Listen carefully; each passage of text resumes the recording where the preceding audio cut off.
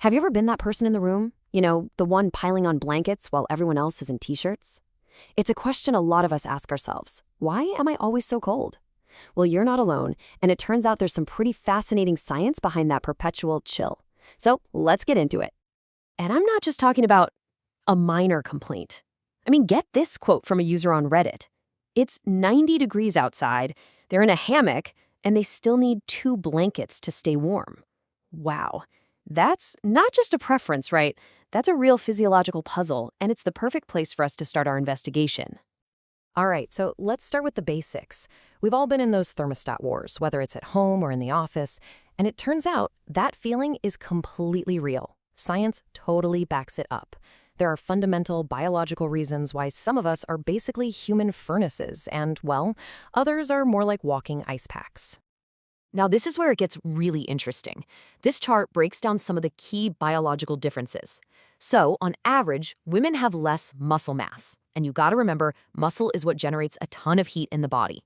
They also tend to have a bit more body fat, which sounds like it should help, right? But it actually acts like an insulator, keeping the heat around the core organs and preventing it from reaching the skin. And then there's the whole surface area to volume ratio thing.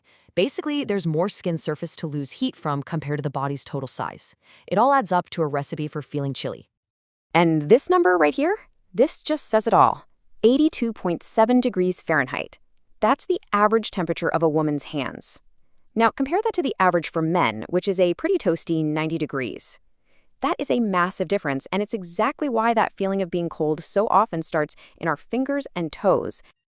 Okay, so we've covered the general biology. That's just how some of us are built.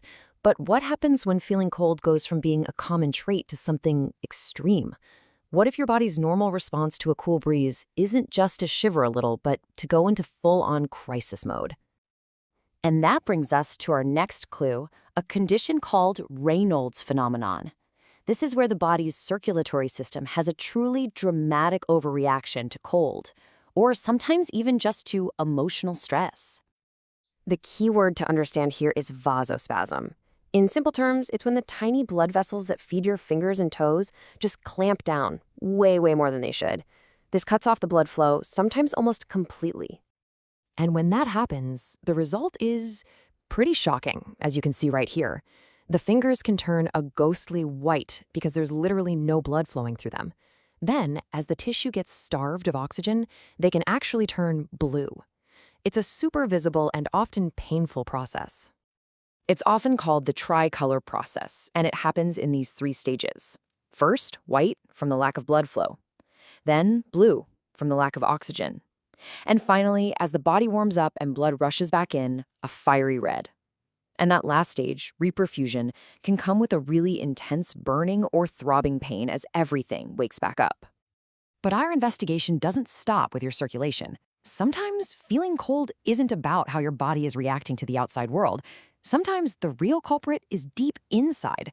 So let's look at our next major suspect, the thyroid gland. Think of your thyroid as the body's internal thermostat. It controls your metabolism. So when it's underactive, which is a condition called hypothyroidism, your whole system just slows down.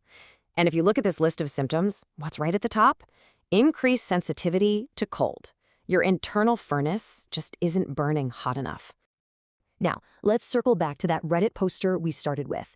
In the comments, she dropped a massive clue.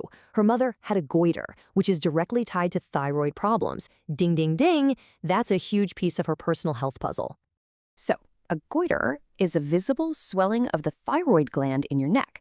It's basically a sign that the thyroid is working overtime, trying really hard to produce the hormones the body is screaming for. So the connection between her mom's condition and her own symptoms, it's pretty hard to ignore. Okay, so we've looked at basic biology, a circulatory condition, and an internal gland. But there's one more twist to this story. What if the reason you're feeling so cold isn't a disease at all, but a side effect of a treatment for something else entirely? And this is where the plot really thickens. The human body is just this incredibly complex, interconnected machine. And sometimes a medication that's designed to help fix one problem can accidentally cause a totally new one somewhere else. Take metformin, for instance. It's a super common drug for type 2 diabetes, but research shows that if you use it for a long time, it can mess with your body's ability to absorb vitamin B12. Okay, so what? Well, a B12 deficiency can lead to nerve damage. That's peripheral neuropathy, which messes with how you sense things. The bottom line? Your nerves might not be able to feel temperature correctly, all because of a downstream effect from a medication. And this isn't some rare fluke thing. As this research makes crystal clear, there is a documented link, and it's even dose-dependent. That just means the more metformin you take over a longer period, the higher the risk becomes. It's a powerful reminder to always keep an eye out for potential side effects. So where does this all leave us? We've seen that from our basic biology to specific conditions like Raynaud's or thyroid issues, there are so many real reasons a person might always feel cold. That constant chill, it's not in your head. It's a signal. Your body is trying to tell you something. And that brings us right back to where we started. The original poster, armed with all this info and clues from her own family history, she posted an update. She's taking action. After realizing the potential thyroid connection, she started focusing on getting more iodine in her diet. And this makes total scientific sense. Iodine is an absolutely essential building block for your thyroid hormones. Without enough of it, the thyroid just can't do its job, which can lead straight to hypothyroidism and that telltale feeling of being cold all the time. Her proactive step is a direct response to the signals her body was sending. Ultimately, feeling cold all the time is so much more than just an inconvenience. It can be a vital message from your body. It could be pointing to your circulation, your metabolism, maybe even your diet. So the real question isn't just, why am I so cold? It's, what is my body trying to tell me? Your body is talking. The real question is, are you listening?